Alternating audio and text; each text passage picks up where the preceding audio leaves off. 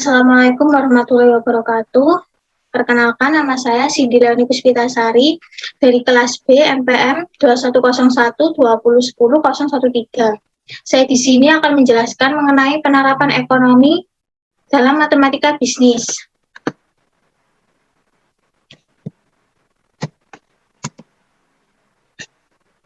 Pertama, saya akan menjelaskan mengenai materi deret. Di materi deret ini, saya akan menjelaskan mengenai bunga majemuk. Bunga majemuk yaitu bunga yang timbul pada setiap akhir jangka waktu tertentu, bulan atau tahun, yang mempengaruhi besarnya modal dan bunga pada setiap jangka waktunya. Rumusnya yaitu ada dua, rumus majemuk sekali setahun dan rumus bunga majemuk lebih dari sekali dalam setahun. Yang rumus majemuk sekali setahun yaitu Fn sama dengan P dalam kurung 1 plus I pangkat N. Atau juga bisa menggunakan rumus P sama dengan 1 per 1 plus I pangkat N kali F.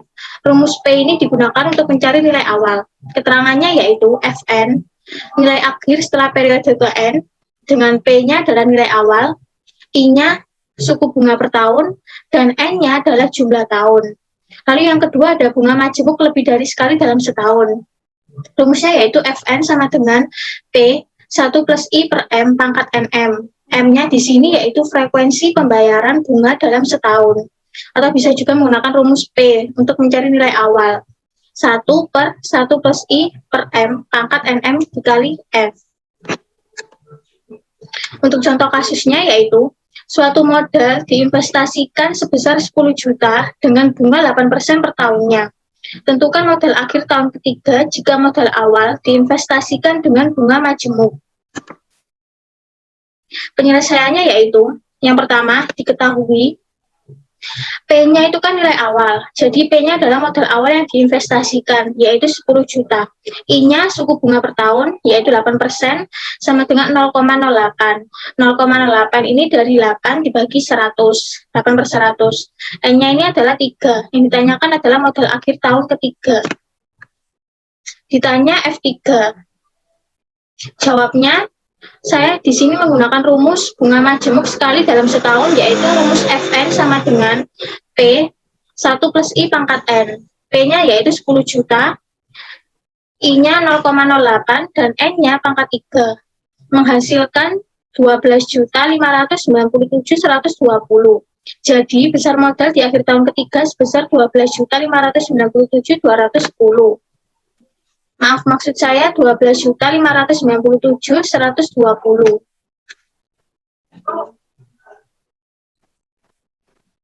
Yang kedua, saya akan menjelaskan mengenai materi fungsi linier.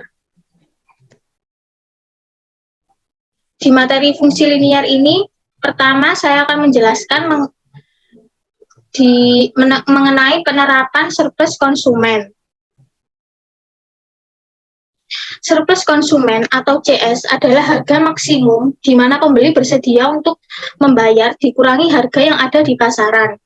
Grafiknya yaitu seperti ini. Pmax merupakan harga maksimum yang di mana pembeli bersedia untuk membayar. Lalu PR yaitu harga real, harga yang ada di pasaran. Surplus konsumen berada di bawah kurva permintaan dan di atas garis harga real.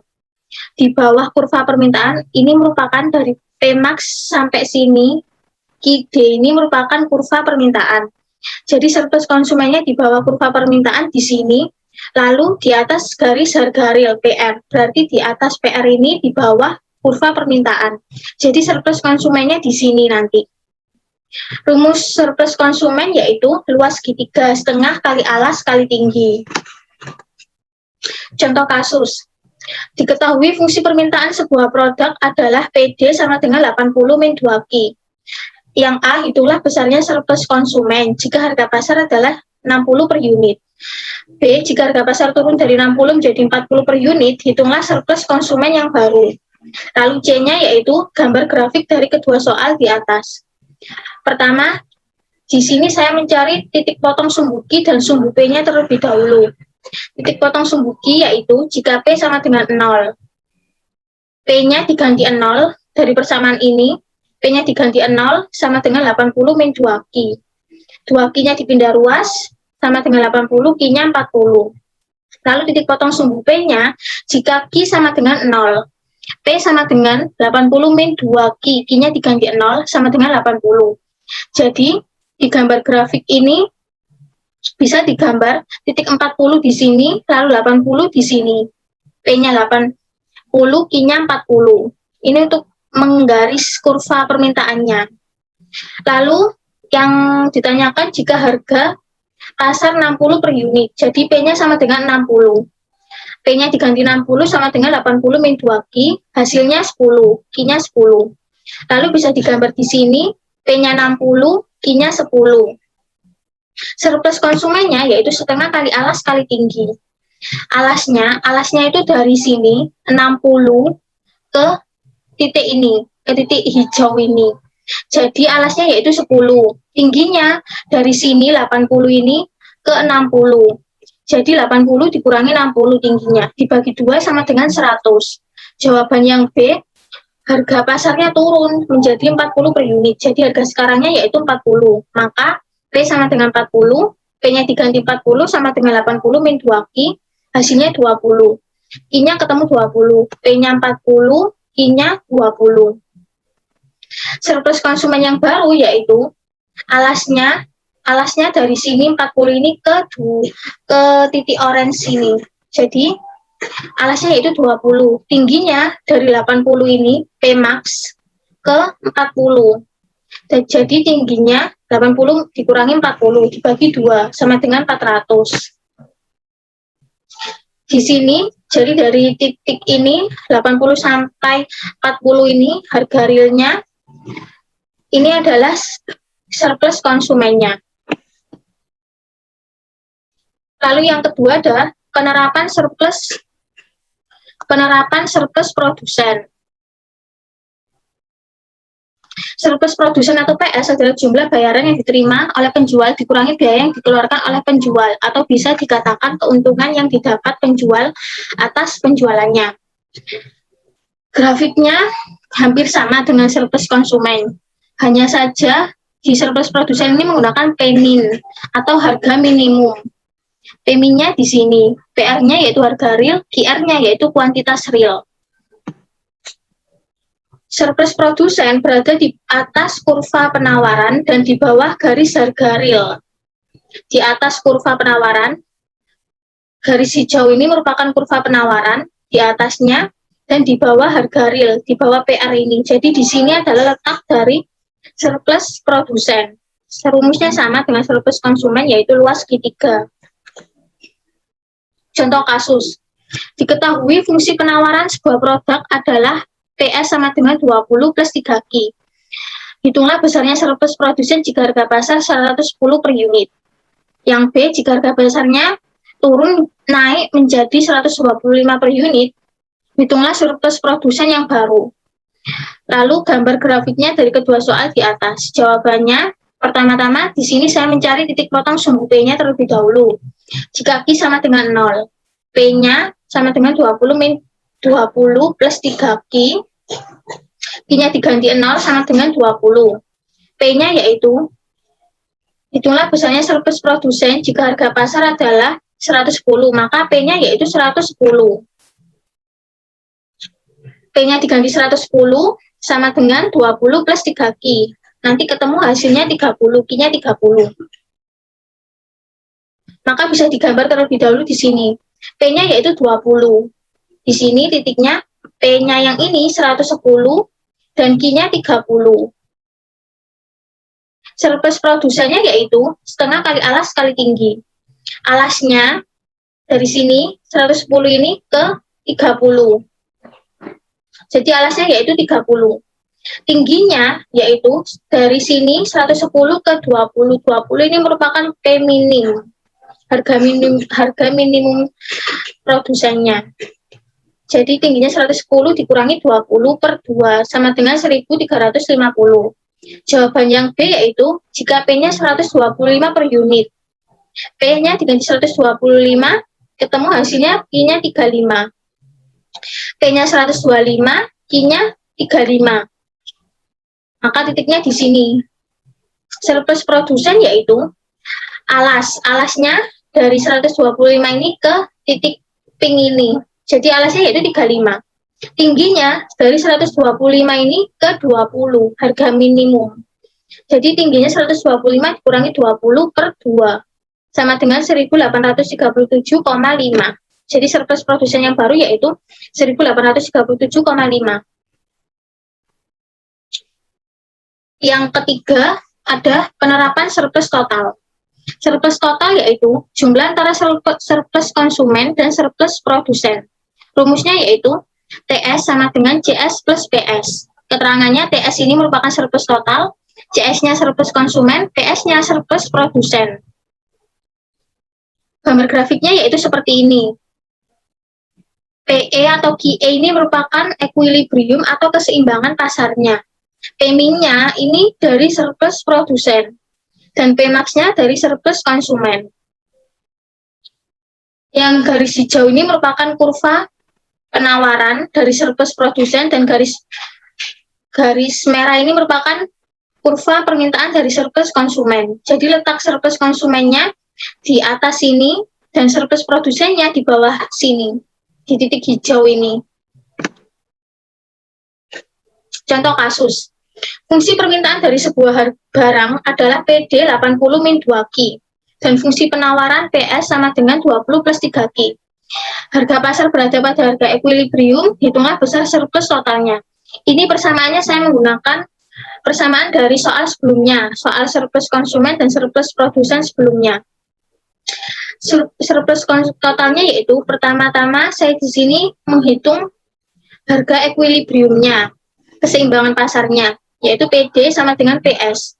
PD persamaannya yaitu 80 min 2Q, PS-nya 20 plus 3Q. Min 2Q, min 3Q, 3Q-nya pindah jadi min sama dengan 20, dikurangi 80-nya pindah, Q-nya ketemu 12. Substitusikan nilai Q. Di sini saya mensubstitusikannya ke persamaan PD, 80 min 2Q. Jadi P sama dengan 80 min 2Q, Q-nya diganti 12 sama dengan 56. Jadi titik koordinat equilibriumnya yaitu 12,56. Titik QE dan PE-nya yaitu 12, Q-nya 12, E-nya 56.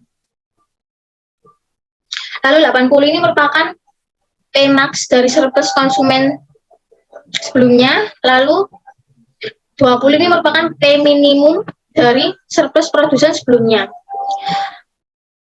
Jadi letaknya nanti surplus konsumennya di atas sini dan surplus produsennya di bawah sini yang warna hijau.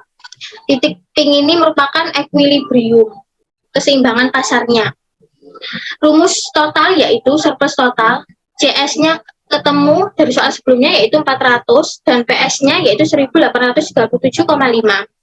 TS-nya CS ditambah PS. CS-nya 400 ditambah 1837,5 sama dengan 2237,5. Lalu yang selanjutnya yaitu ada fungsi biaya. Biaya total adalah dalam operasional perusahaan meliputi biaya tetap FC dan biaya variabel VC. FC sama dengan K. FC ini merupakan biaya tetap. K yaitu konstanta. Jadi FC ini biaya tetap, biaya yang tidak dipengaruhi oleh variabel. Jadi biayanya itu tetap dan kebanyakan diisi dengan konstanta, misalnya 1 juta, 2 juta, 3 juta. Lalu untuk VC yaitu biaya variabel, rumusnya V kali Q. V yaitu biaya variabel per unit, Q-nya yaitu kuantitas. VC ini dipengaruhi oleh biaya variabel suatu perusahaan. Misalnya, jika suatu perusahaan memproduksi banyak barang, maka biaya variabel yang dikeluarkan juga akan semakin banyak. Oleh karena itu, VC merupakan fungsi dari Q. Jadi, Q di sana berperan sebagai variabel. Lalu ada TC. TC merupakan biaya total. Rumusnya VC ditambah FC ditambah VC. Biaya variabel ditambah biaya tetap. Grafiknya yaitu seperti ini. K-nya garisnya sejajar. K ini kan sama dengan FC. Mengapa sejajar? Karena biayanya tidak dipengaruhi oleh variabel, biayanya tetap, jadi garisnya sejajar. Lalu untuk VC ini, mengapa dimulai dari garis 0? Karena jika suatu perusahaan tidak memproduksi barang, maka Q-nya kan 0. V kali 0 ya 0. Jadi dimulai dari 0 VC-nya. Lalu untuk TC-nya dimulai dari titik K atau FC ini. Karena jika suatu perusahaan tidak memproduksi barang, tapi perusahaan tersebut harus tetap membayar biaya tetapnya, biaya FC-nya ini. Oleh karena itu garis TC dimulai dari garis K ini. Contoh kasusnya yaitu biaya tetap yang dikeluarkan oleh sebuah perusahaan sebesar 60.000, sedangkan biaya variabelnya ditunjukkan oleh persamaan VC sama dengan 400 Q. Tentukan persamaan biaya totalnya. Berapa biaya total yang dikeluarkan jika perusahaan tersebut memproduksi 600 unit barang? Gambarkan kurva penerimaan totalnya. Penyelesaiannya yaitu diketahui FC 60.000 biaya tetapnya. VC-nya yaitu 400 Q. Jawab persamaan yang ditanya yaitu persamaan biaya total. TC sama dengan FC ditambah VC. 60.000 ditambah 400 Q. Jadi ini persamaan biaya totalnya. Lalu jika produksi 600 unit, maka VC sama dengan biaya variabel V dikali Q. V-nya 400, Q-nya yaitu produksinya ini 600, maka 240.000. TC-nya biaya totalnya yang dikeluarkan perusahaan jika memproduksi 600 unit barang yaitu 60.000 ditambah 240.000. Maka hasilnya 300.000. Grafiknya seperti ini. 600 ini yaitu Q-nya yaitu 600, lalu VC-nya itu 240 di sini, dan TC-nya yaitu 300.000. 60.000 ini merupakan VC. Garisnya sejajar VC, lalu FC garisnya sejajar, VC yaitu garisnya dimulai dari titik 0 dan berpotongan dan mengenai titik 240 ini. Karena VC-nya kan nilainya 240.000 dan TC-nya nilainya 300.000.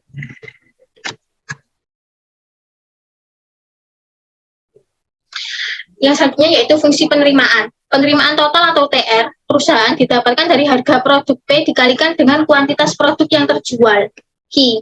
TR ini rumusnya P dikali Q. Grafiknya yaitu seperti ini, TR dimulai dari titik 0. Mengapa? Karena jika perusahaan tidak memproduksi suatu barang, maka P-nya dikali 0. Maka tidak ada penerimaan total yang terjadi pada saat itu. Oleh karena itu grafiknya dimulai dari titik 0. Contoh kasusnya yaitu harga jual produk adalah 800 per unit. Carilah persamaan penerimaan total. Berapa besar penerimaan jika terjual sebanyak 500 per unit? Gambarkan kurva penerimaan totalnya. Penyelesaiannya yaitu diketahui P 800 per unit harga jual produknya. Jawabannya itu TR sama dengan P kali Q. Ditanyakan persamaan penerimaan total. P-nya 800, Q-nya kan belum diketahui, jadi Q-nya 800 Q. Jika terjual 500 unit, TR sama dengan 800 Q. Dari persamaan ini, 800, Q-nya 500, maka 400.000 hasilnya. Titiknya bisa ditulis seperti ini grafiknya. Q-nya yaitu 500, P-nya 800. Dimulai dari titik 0. Maka ini grafik TR-nya. Terima kasih. Sekian penjelasan materi dari saya. Kurang lebihnya mohon maaf. Wassalamualaikum warahmatullahi wabarakatuh.